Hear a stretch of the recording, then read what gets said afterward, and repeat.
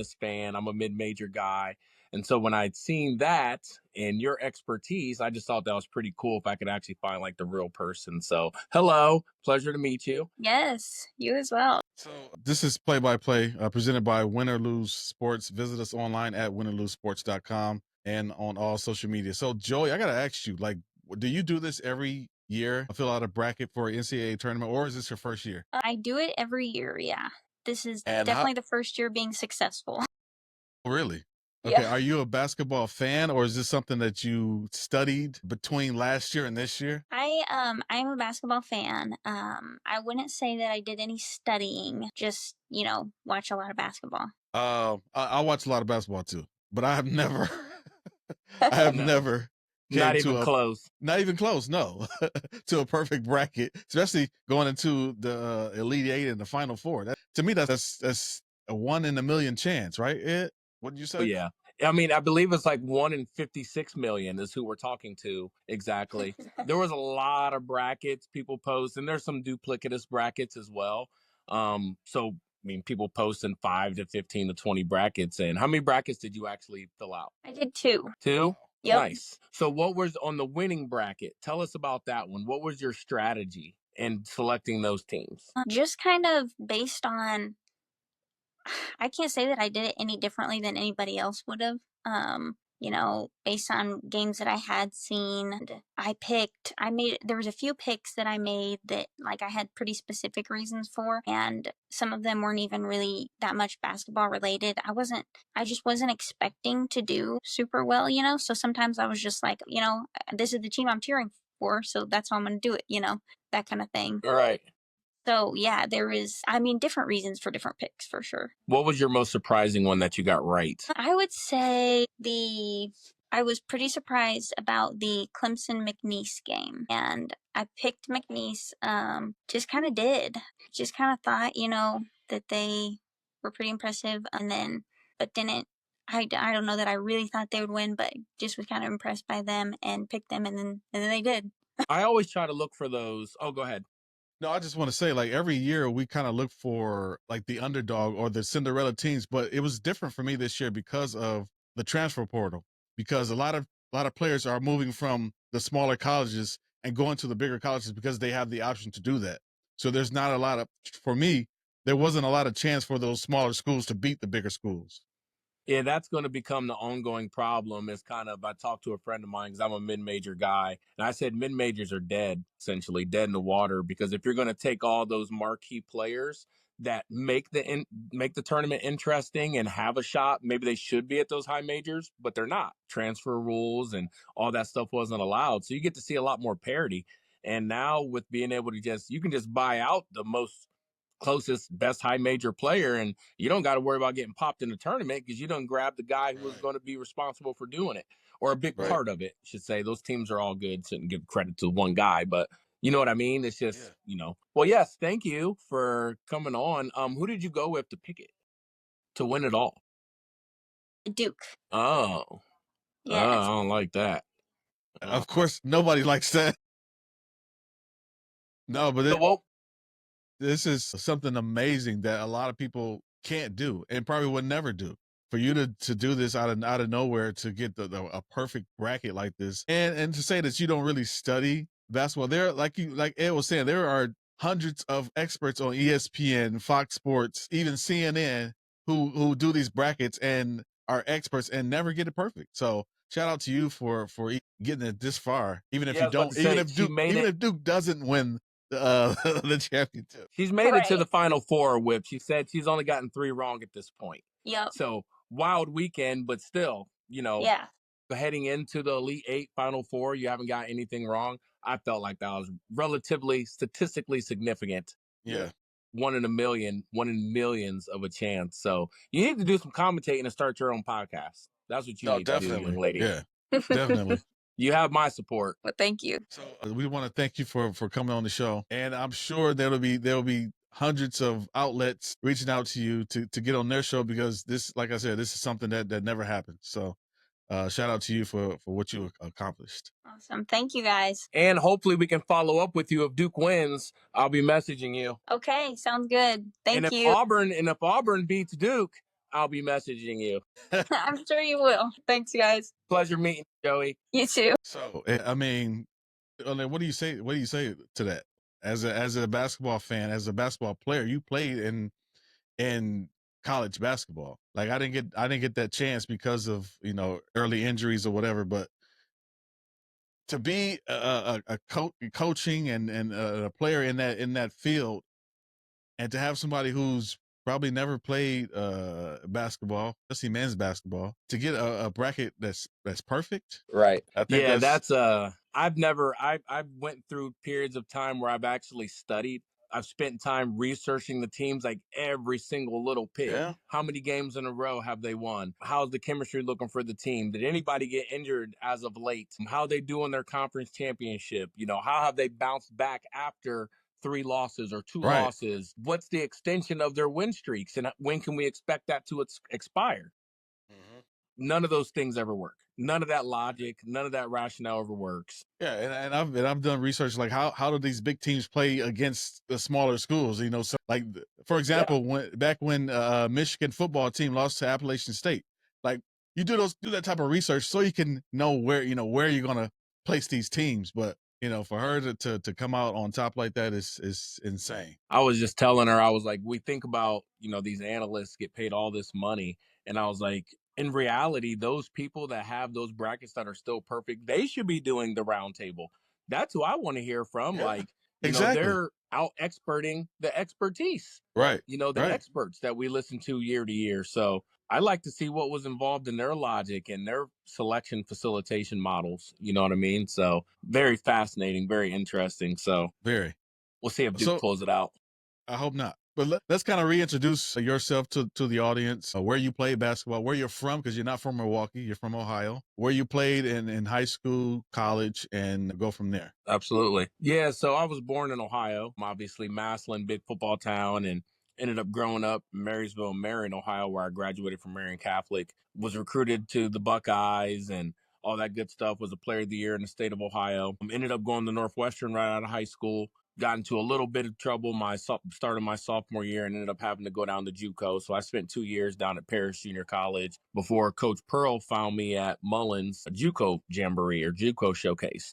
I didn't know anything about these camps. JUCO was like a whole nother world to me down in Texas, but I had heard a lot of, and if you listen to NCAA games when we were younger, you hear players coming out of JUCO, guys like Larry Yeah. Johnson and, UNLV running Rebels. A lot of their guys were straight out of those JUCOs down there. Arkansas, Razorbacks had a lot of JUCO guys. Oklahoma, Fresno, the list goes on down there in the Pac-12 and some of those schools. So it was a great opportunity for me to reopen recruitment. And lo and behold, Bruce Pearl found me and, offered me a scholarship up in Milwaukee. They were just coming off an NCAA win or their first NCAA appearance, and then they lost Okay. at the buzzer to Notre Dame with Chris Thomas and Torrin Francis. I think it was one of the Francises. I'm not sure if it was Torrin or the other Francis, but they got popped by Notre Dame right at the end. I had an opportunity to be at that game, and at that moment, I kind of knew. I was like, "This Pearl dude, man, he's on to something." I'm flattered at the fact he wants me to be involved on something on this magnitude, and I just kind of fell in love with the opportunity of just being on that stage and being part of the NCAA tournament for once. That was something I hadn't experienced, and I knew the key for me was play at a school that was going to appreciate me and my game. I had less of a chance, I felt like, recruiting wise, for them to bring in another marquee recruit. Mhm. So I pretty much secured myself at least the ability to see if I was good enough for the league. Right. You never know, but you definitely don't know if you're already going to go to a big school and you're going to play behind such and such. You pretty much putting yourself on the back burner. So I was like, if I want to go out and I don't make it to the league, I at least want to have a shot to play against these guys and get Right. lit up by some NBA guys. Yeah. Most of the time, I was doing a lot of the lighting up. I say the majority of the times while I was All American, but still, it was just that ability to be able to run your own team. And coming from a small town, not a lot of big schools are gonna be like, oh, a little small town kid, let's give him the mic at Kansas. It's like Right. Yeah. Yeah. there's a pipeline of all American recruits and or types of schools. What are the prep schools and what are they, the graduate schools now? So there's Mhm. all those types of those guys are sending people, all Americans, to the same schools every year. Kids are going there to prepare to play a high major schedule and make sure they're getting playing times.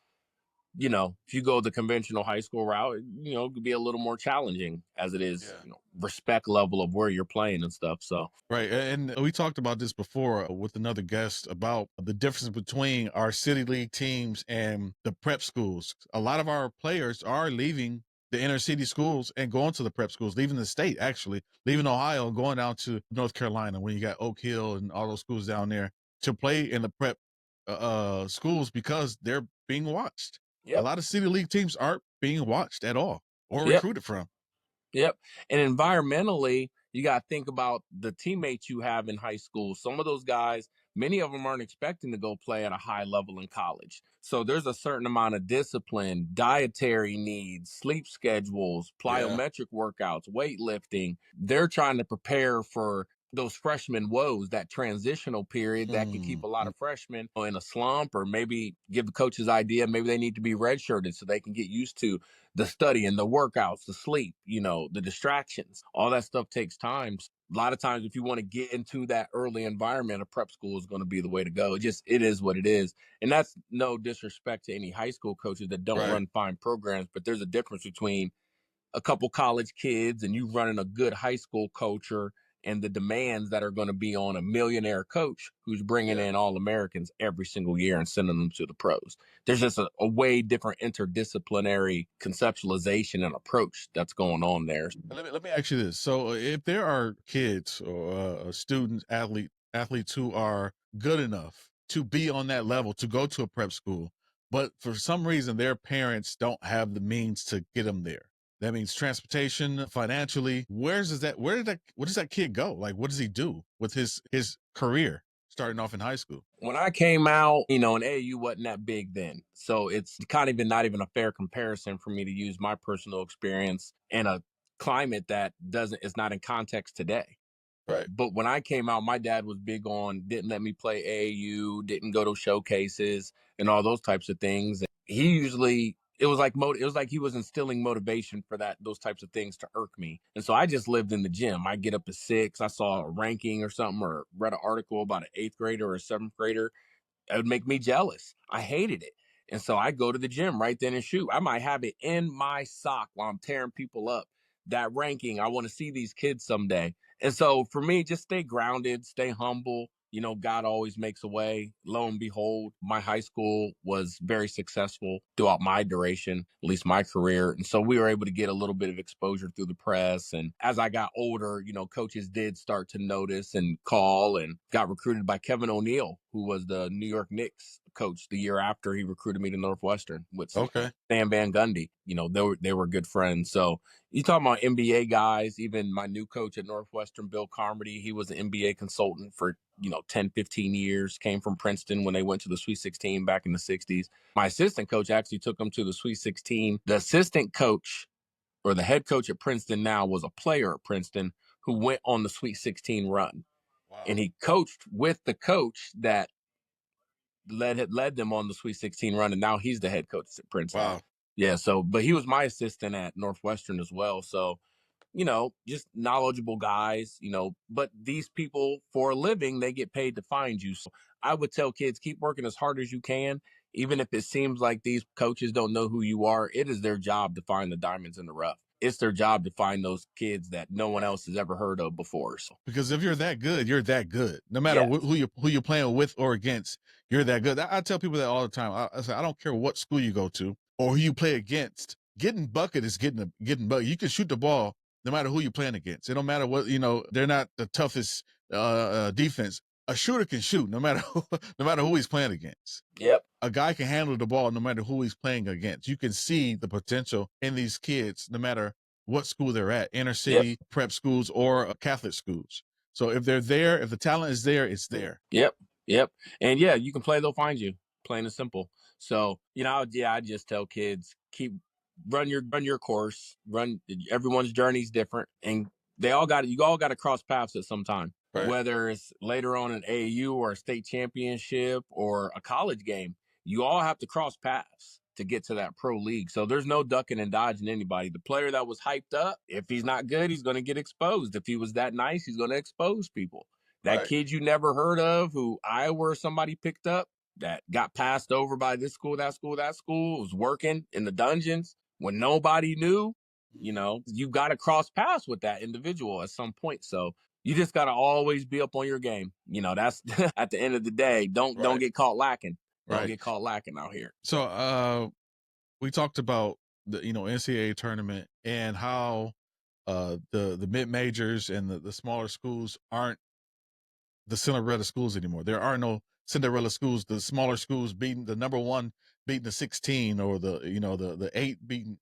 There are no schools like that because these kids are transferring from the smaller schools and going to the Big Tens and the SEC teams. And why is this happening? And will this forever change college basketball, in your They're going opinion? to have to put in some regulations, but I think it'll continue happening until they do. And the reason why I think is because at one point in time, the NCAA was protecting kids, saying if you get this scholarship, that school can't pull your scholarship for any reasons outside of academics and then your behavior. So if you handle your P's and Q's and you come into this situation and you're not as good as that school thought you were, that coaching staff thought you were, it wasn't right for them just to run you out of there. Now it's got to the point where everything's so money driven, there's no protection. And that's what the student athletes don't understand is before that scholarship was protected in your amateur status from you being held to a status of performance. That's what it means to be a pro. You didn't perform, you got all this money, it's a wrap.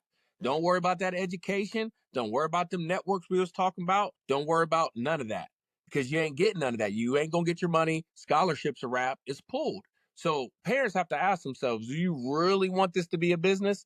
Because there were points in my time, in my career, personally, I was slumping sometimes. In my freshman year, I was six man. What if the transfer portal was open? As a freshman, I was six man. Transfer portal opens up, three more dudes come in. They're like, hey, Ed, it wasn't what we thought. We're trying to compete for a chip now. Now I'm at the crib and I got to transfer or do something because there's no protection from the NCAA anymore to guarantee that academic opportunity. So then we made it about money now.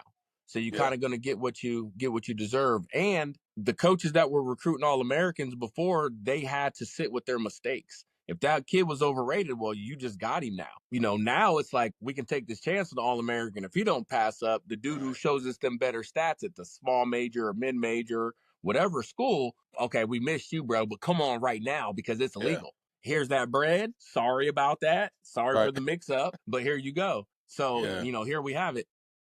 I think the NIL situation in all of this is kind of, I don't want to say dampening college basketball, but when you look at, say, for instance, you have a great player. He's a great shooter. He can play defense, but he's coming off the bench. He did get a scholarship. He's coming off the bench. He's at Clemson, but he talks to St. John's, and St. John's is like, well, if you come here, we'll give you $5 million for the year, for your first year, and we'll talk about you starting at St. John's instead of sitting the bench in Clemson. So now he goes to St. John's and he's not performing the way they thought he could perform. So now what St. John's is going to do is pull that NIL deal because you're not the player that you said you were, or that you were when you were in high school, that when you were on the bench in Clemson.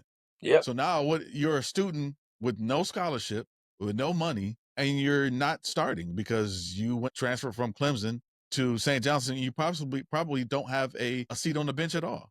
Like that's my issue with NIL. Yep. And you're showing coaches that the priority isn't the team anymore, it's the bag. For me, if I'm coaching, if I'm coaching a mid-major, as soon as I see a coach or a player post the term get the bag, probably not going to recruit you because I know you're going to leave as soon as you get an opportunity to roll out. Right. Is that a problem though? Is that a problem with the mid-major schools now that they are recruiting these great players, these good players? Then all of a sudden, okay, I'm committing to Milwaukee, but now Duke is talking to me. So now I'm going to decommit and go to Duke. Is that the problems that right now schools what are we're having? facing is it's kind of like the after effect. There is a problem. I mean, it is with the players leaving out, but what's happening is like for example, Milwaukee, the last 5 all conference guys that we've gotten, have gotten so good that high major schools have taken notice and they've gotten great NIL deals. And our coach at Milwaukee, I got a chance to sit with him during my Hall of Fame induction. I asked him about that because I'm a little removed. So it irritates me as an alum to be like, man, these kids don't know how good you got it. Like, you got a whole city of marketing. You're across the street from the Milwaukee Bucks. Mm-hmm. Beautiful campus, 27,000, fans. You're on the beach. There's Summerfest, the Milwaukee Brewers. It's a sports town. Yeah. So that's going to help, your NIL. Stay there and eat off of that city. You know what I mean? But the kids use it to kind of catapult their likeness and so the coach is in a catch 22 where he's telling kids, I want to help your family. I want to help you in life. And that's why he's recruiting you to come to that university. The moment a kid is getting offered to make more money than him, I mean, is it That's selfish a to problem. continue making it about basketball? Because that's an opportunity you can't tell anybody to pass up. Yeah, and that's a hard decision as a coach. That's a hard situation to be in as a coach when you have a player who's making $2 million a year and the coach is only making $250,000 a year. Now, you have schools like Ohio State and Alabama who have millions of dollars for football, for basketball, for tennis. Oh, yeah. And you have schools like Toledo or Bowling Green who have money for football, for one sport. Right. Like that's a huge disadvantage when it comes to the NIL. And I don't think that there should be a stop to it, but I think there should be, like you said, a regulation to say, okay, like we can't pour $10 million into this program and Toledo or Bowling Green or Milwaukee only has $5 million for all the programs. Well, it needs to be that if you're going to let it be a little pro, you might as well make it all the way pro. So you need a buyout clause. If you're going to take this player from Milwaukee, you need to at least give us back the NIL value of what we were paying for him, or what is the NIL estimation? You need to pay his NIL value, or at least 50%, some type of percentage. You don't got to pay it all. That'd be egregious, right? Right. But make it 40%, 50% of this person's NIL value is what we help to build and what you're taking from us. And so that way you enable us to get another player too. We'll build up another guy. But just pouring money out of a mid-major budget, that doesn't work, because a lot of mid-majors don't have that powerhouse football team. And football, we all know, is who brings in the big dollars. Yeah. Basketball gets to the money, but not like football. Takes No, way more basketball games to fill up that football stadium, and then sales, ticket sales, beer sales, pretzel sales, everything going on there. It takes a lot. Even boosters help football more than they help basketball. I experienced this in high school. I saw this at high school when boosters absolutely support the football team and the basketball team is left to fundraising and all this other stuff by ourselves. Yep, seen that too. Yeah, football's always been that. It's the economic priority. It's the horse that carries, most universities, especially talk about the Ohio States, the Michigan. They're gonna make sure them football guys are taken care of.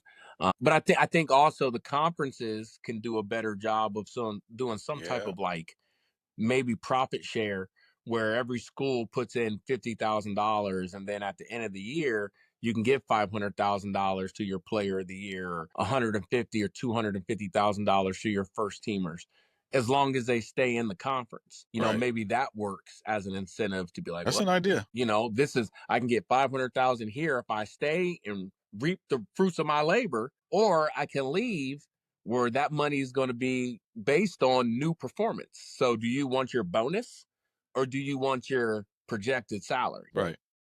Make some pro decisions. And that's I think they need to understand, student athletes and coaches of these programs and the athletic directors, that you're turning what was innocent into, now we become professionals because you're getting paid like professionals. You're doing commercials. You see college. Well, I remember the first time I saw a college athlete in a commercial. I'm like, okay, this is happening. This is real now. This is really happening. So now you're turning into a business. This is no longer innocence. This is no longer, now we can't talk about, okay, well, he's being used and his name is, no, that's over with. Now you're making money. You have to make your own decisions. And that's scary for a 17, 18-year-old kid coming from a small town going into, a big college and making millions of dollars. Yeah, there needs to be some education beforehand, or you leave a lot of kids up to getting exploited by the industry, by business they know nothing about. These kids are right out of high school. And we've seen the stories, the horror stories of pros right out of high school who are given all this Yeah. money and what happens to them. So it could be a destructive cycle or it can be very lucrative, kind of like Europe. I think we're trying to get more to a European system because That's what, those yep. kids are playing pro right at 14. 14, If you're yep. good, they can be right on those pro teams at 14, 15 years old. And there's no college system. Right.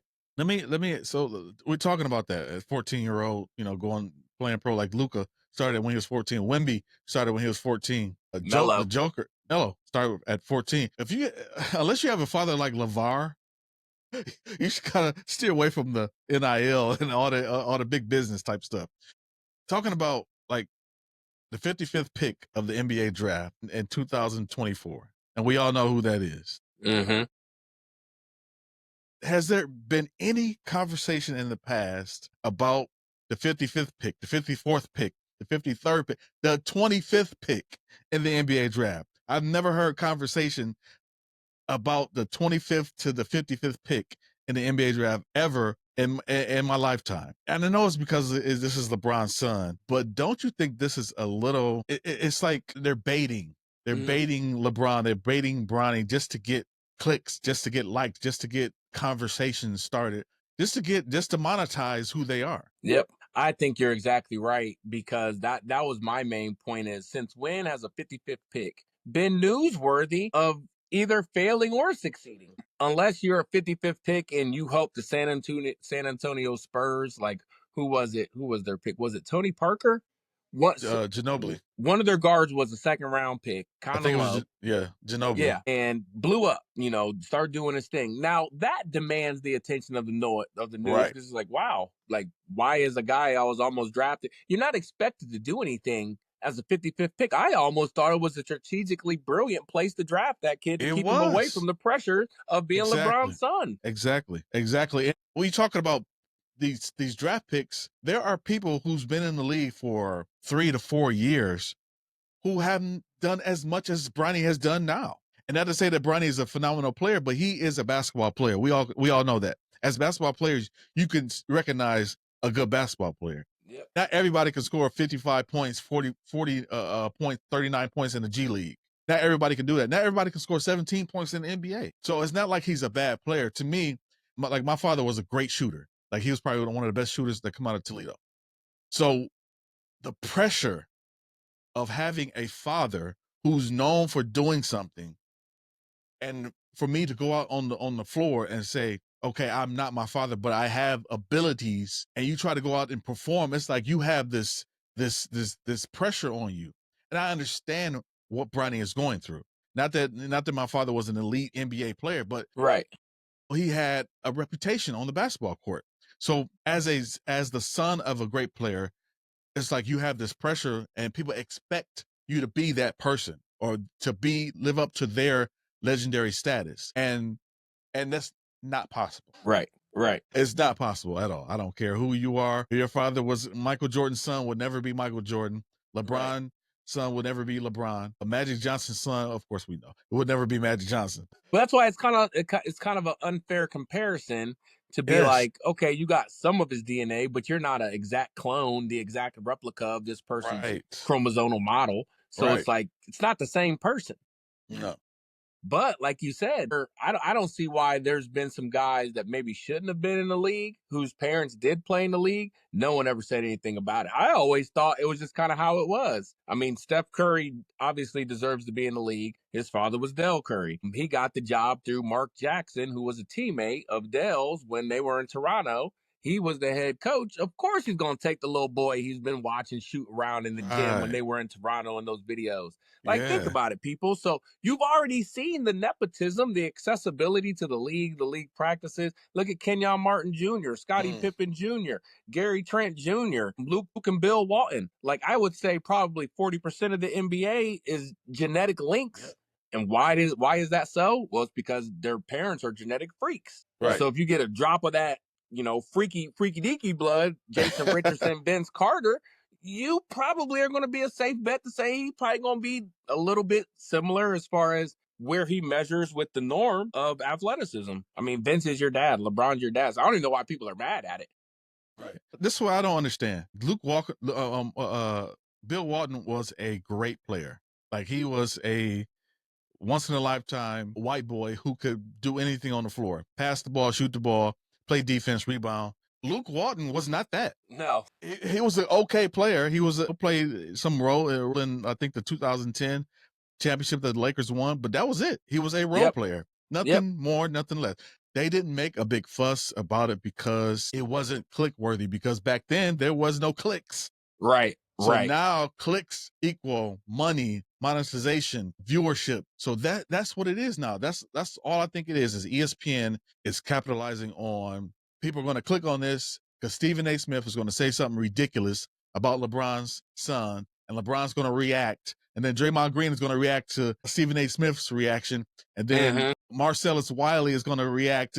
There's going to be a whole waterfall full of reactions, and it's going to make them money. That's what It's all about. Yep. It's all about triggers. It almost sounds like you get paid to be despicable, right? If I can trigger and push the most buttons, like, I'm surprised no one's tried to trigger Stephen A, to be honest. I don't know if anyone's ever read about how he came to his journalistic kind of godship, but it was because he blew the whistle and kind of threw his coach that gave him an opportunity, which he came in and averaged 1.3 points for this man. You think you would shut your mouth. He gave you an opportunity that you clearly didn't deserve. And what do? You write your first article about how this black man should retire. Wow. And so from then on, in college. in college. So from then on, based on whoever's doing the hiring at ESPN, somebody liked that. Somebody liked that you could throw your coach under the bus. So it's like, so I don't know why, Kwame and Bron, or why are you guys letting this man react to you? Because you already know his MO. This is how he came up. This is what he does. He does it well. He don't mind throwing his people under the bus. Now he'll come back and try to say some fake love here and there and some sentimental, but he has to bring that energy. He has to bring that, that trigger nature into his views because they think it sells. And like you said, it gets clicks. I personally wouldn't want to. I think there's enough with the game of leaving it to the players and their performances that is going to sell itself. You just have to sell the history. Like, why is this so historical? I don't ever have to talk about anybody's bad games. I was a player. I know how that feels, and I know it probably bothers those men. So to sit there and gun a person on national TV in front of their family at one of their worst moments, a statistically low moment, only happens maybe 1% of the time, is pretty, that's nasty work. But he does it well. You know what I'm saying? He does it very well. He does his job well. And he does. And that's why, like, a football season, I don't watch. I'm a Cowboys fan. So during football season, I don't watch First Take because he is despicable, like you said. He is the most egregious personality on TV, and I cannot stand it. So right now, I'm not watching First Take because of the LeBron thing, and I don't want to give him any. I know my one little view ain't bothering ESPN and his $100 million contract, but it's the principle behind it. Like, I can't stand him. I can't stand the takes that he has on players, especially us as players. Yeah. And he's known for that. He's known, even though Allen Iverson to Draymond Green, he's been that way. And I just can't watch him. If I had the opportunity to say to a superstar who's way better than I could ever dream of, and that's why I watch the games, is because you're better than me. I don't want to watch people that aren't better than me. So I wouldn't watch the games with people who are better than me. But to watch people better than me and I get to actually commentate on them, great job. You had a bad game, but you bounce back every time. I'm looking forward to the next game to see what he does, what kind of mindset. When Kobe has an off game, he's going to come back and destroy somebody. It's not a question of if, it's when. Right. So that's statistically what you should be analyzing, is how this guy recoups. How does he recover after those losses? But they be taking their chances to dig in and take personal attacks and talk about people's off the court. Yes, I'm sure through the course of people's life, you have some family issues. Who doesn't? Who doesn't? But to exploit that and bring it into their career, the safe haven of any athlete is that field. And so to be bringing your personal life on, dragging that onto the field is like extra dirty. It's just like, bro, I do the sports to get away from all that.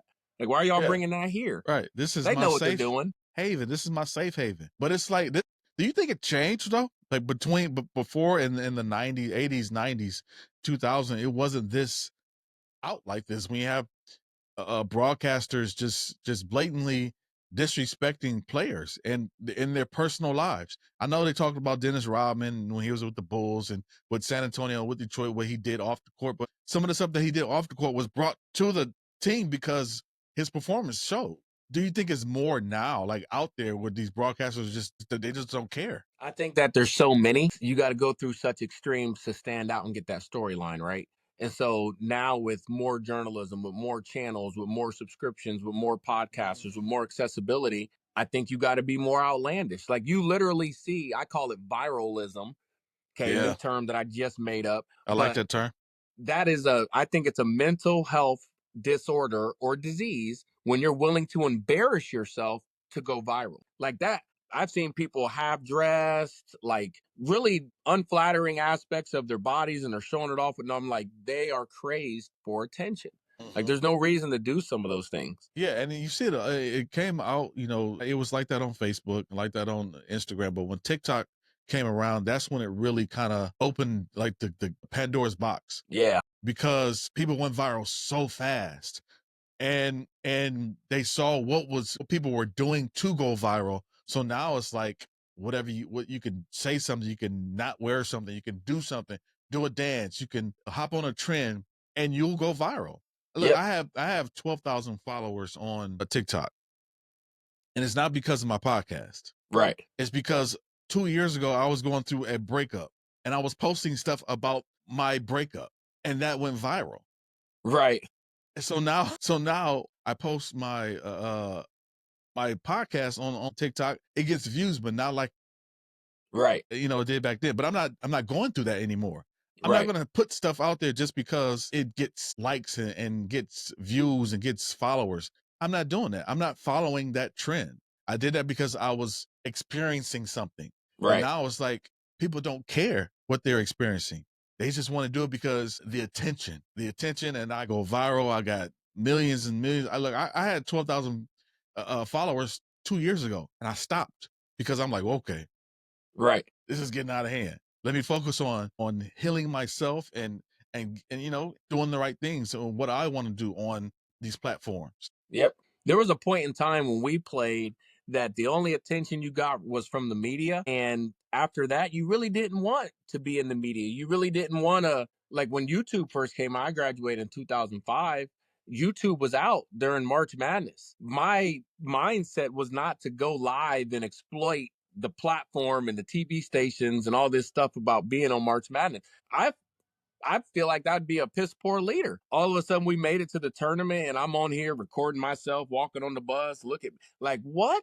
Let's get. My teammates would have been like, Ed, he ain't focused at all. That's normal now, though. Yeah, it's the norm. That's crazy. That is normal now. When you have people with their phones following, I'm doing this, I'm doing that, like on TikTok, on YouTube, and on Instagram, going live during halftime. Listen, I went to Sky High School, and the viewers know what Ben Williams was the head coach of Sky High School, and he was a tyrant. If I would have had my phone back then in '96, we didn't have We have no we didn't have phones. cell phones. But if I had a phone, any kind of device, a pager, and I'm paging people or doing whatever and talking to people during halftime, I probably would have never seen the floor for the rest of the year. Ever. You're getting cussed out, kicked out, threatened. You're definitely going to be suspended.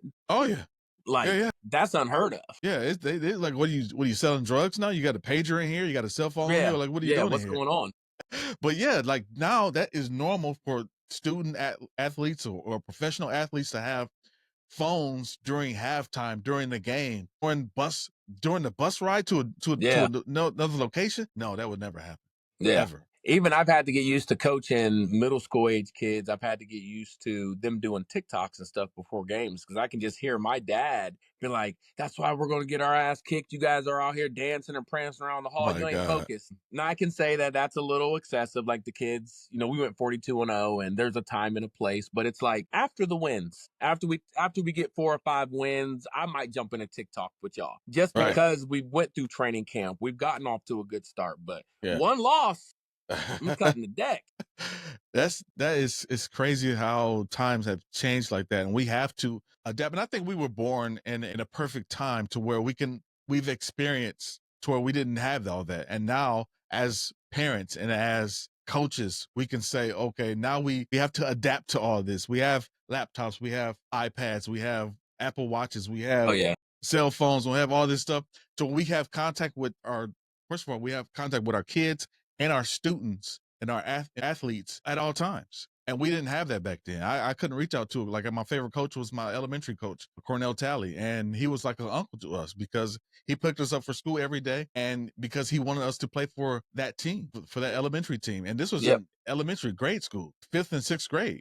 But he believed in us so much that he sacrificed himself to make that happen. So that's now is we have that way to sacrifice ourselves and reach out to these kids and pour into these kids in more ways than just picking them up and taking them to practice every day. Yep.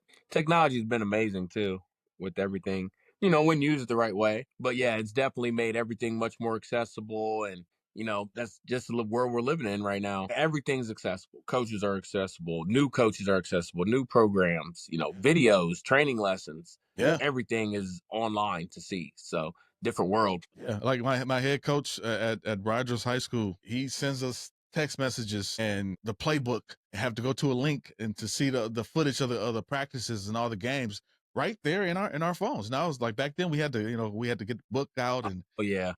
so now it's Yeah. like this is technology has helped us as coaches, as players, as students, as parents. So, as much as we hate it, we love it.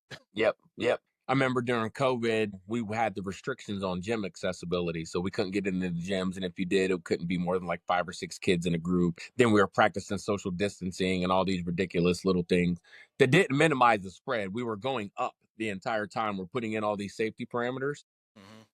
We're steadily climbing, so none of it worked. But nonetheless, I learned how to utilize Zoom. And so I do a lot of ball handling workouts and shooting workouts, right on Zoom. Kids can be Wow. right in their driveway. So 2 of my practices during the week, so no one has to travel, are on Zoom, or they should have a personal trainer. They got 3 off days, which we just do shooting in the mornings. And then on the weekends, we do like 5 to 10 hours of training camp live. Wow. But being able to Zoom and not have to have my players travel during the week is a lifesaver. So you still do that now? Yeah. Oh yeah. Wow. Okay. Wow. I've never thought of that. That's crazy because I've always wanted to get into being a shooting coach, and sometimes it's hard to reserve gym spaces and do all this other stuff. So that is actually a genius way of doing it. Wow. Yep. I'm gonna write that down for real. Yeah. Well, that's been my secret to kind of get ahead. Every year I have, programs that see players in my program that are really good and they feel like, hey, they would look good over here.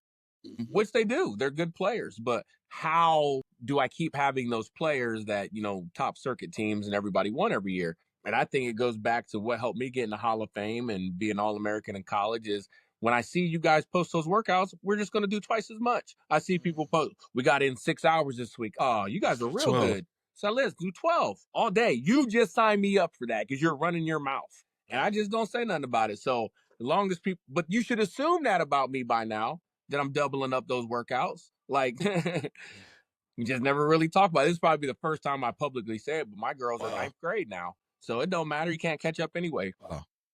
So But ways to get no, ahead, baby. congratulations on the Hall of Fame, by the way.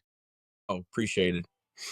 So how did that happen, or when it happened, how did you feel? Well, the first I found out about it was my best friend, Joeigh, and my teammate from the time hit me up and he was like, Ed, you're in.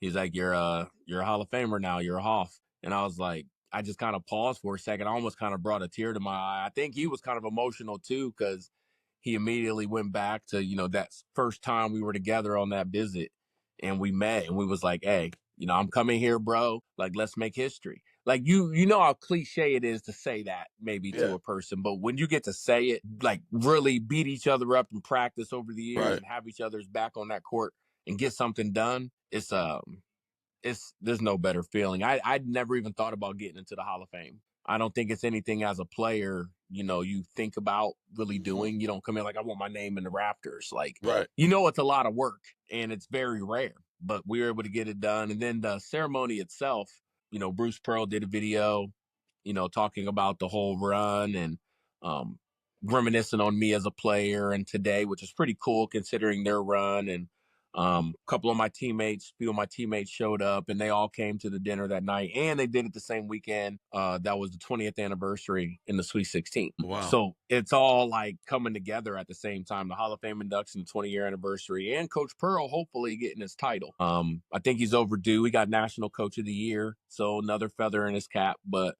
it all started at mid-major, and kind of the surreal moment is when me and all my teammates were in the bar afterwards. We got a little social lounge one of my teammates has down there in Milwaukee, and we were all watching Auburn play their first round of the tournament. I think it was their first round tournament game. And it was just such a surreal moment to be like, wow, like this guy started this off, made all this stuff possible. And we're sitting in here with one of my teammates owning this establishment, watching this man is number one in the country. So I was just like, seems like I made a good decision. Got some good people in my camp. They helped me be successful, and he's still helping, young players, get their shine on today. So hats off to Pearl and Auburn, and I wish them good luck, finishing up here. Yeah, hopefully that happens. I really don't want Duke to win anything anymore.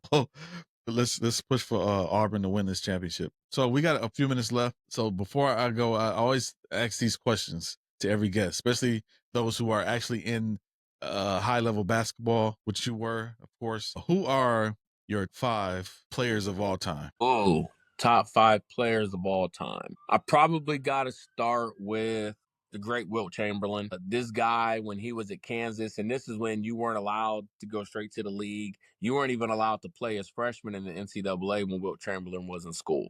If you would see how this man moves, he kind of moves real Wimby-ish way back then with a Dwight Howard body. He's a really freaky to watch his older tapes. I'd encourage anybody to watch him and be like, if he had the trainers and the weight training of today and you fast forwarded him to now, he'd be a big problem. Like probably a 5-positional player like Giannis, something like that. But I would say he was the first like Giannis prototype who was dominant with his frame.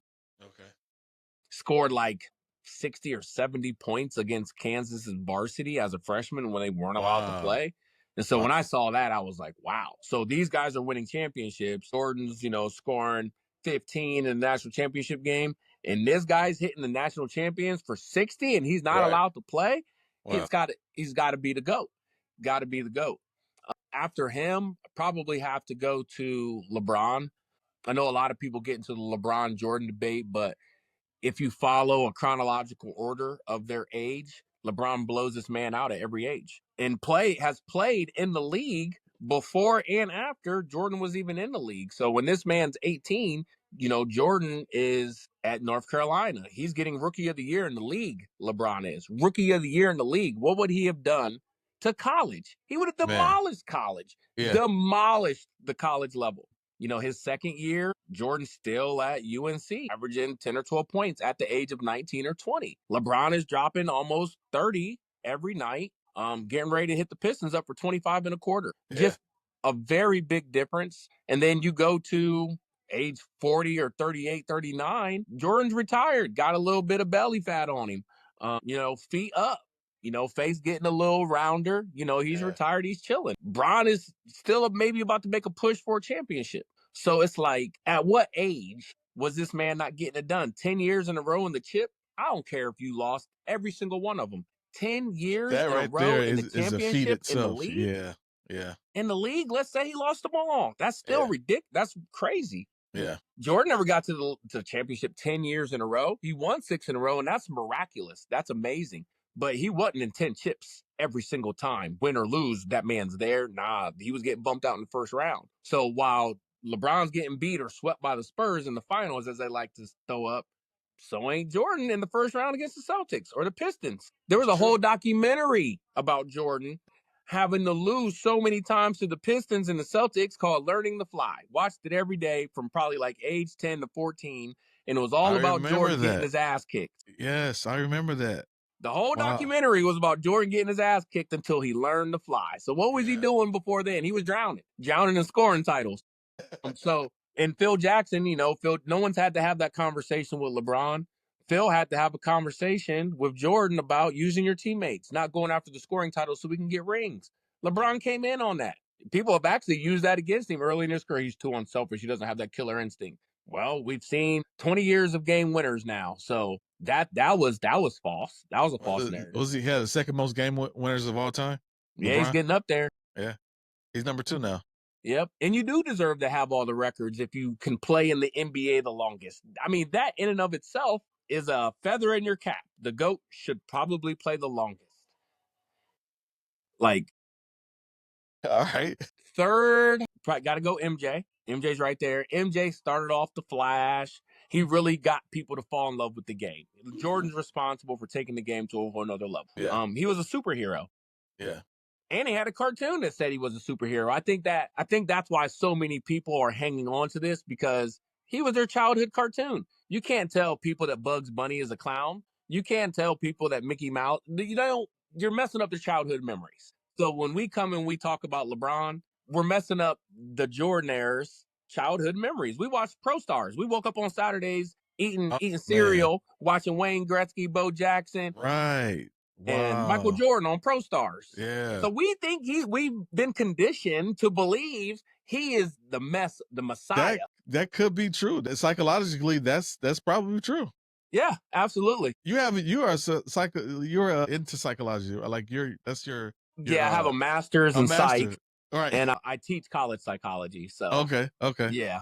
So I look at things through a little different lens sometimes. Oh yeah, I get it. Yeah. That's a postulation, just a theory, but there could be something to that. But it'd be like now trying to tell the little kids now that have watched, what was the new movie that just came out with the remake from Space Jam. Space Jam. Yeah. So more conditioning. You're not going to be able to tell these LeBron kids that grew up watching Space Jam, getting toys in their Happy Meals, that man's not the best. Yeah. Oh no, you can't argue with another movie. Yeah, you cannot argue with the dedicated, like for me, like for instance, I love Jordan, but I love LeBron also. Like he's from Ohio. Yes. And LeBron he's 7 years younger than me, but I watched this kid grow up as a high schooler. He came to Toledo and played in the state championship on his way to the state championship, and went on to have one of the greatest careers ever. Yeah. Like I believe in both of these guys. I hold them as both equal. Yeah. In this GOAT conversation, I don't have no dog in the fight. Like both of them are my guy. They're my guys as far as this basketball conversation. Yep. Fourth gets it gets so hard because there's so many good guys in the league. You'd almost have to go to position. Fourth gotta probably be Kobe or Shaq, and you can mix that 4 or 5 up either way. Yeah. Just because of their amount of rings, the duration of their dominance. Not many were like those two. So that'd probably be my top 5 right there. I mean, how could you play against Wilt, LeBron, Jordan, Kobe, and Shaq? Yeah. Those are the most dominant players ever to play basketball. All 5 of those. So, and I have no problem with however you want to mix that order up. Yeah. But that's my order for those 5, but I like mix them up. I'm fine with it. I like it. But thank you for being on the show. We definitely have to do this again. Probably after NBA season when it's closing out, and we can kind of talk about the finals. I'm a Boston fan, so I think the Celtics are going to the final. We didn't talk much NBA, but we can do that later on. It'll be Celtics and Lakers. That's what I'm looking forward to in the finals, because I am a LeBron fan, but I'm also a Celtics fan. So let's talk about that whole series, bro, because it's going to be the Lakers and the Celtics, and we'll see what happens. Yeah, we'll see what happens. Like I said, thank you for joining me. I know you got a busy schedule, but I appreciate your time. I appreciate your input, and I look forward to talking to you again.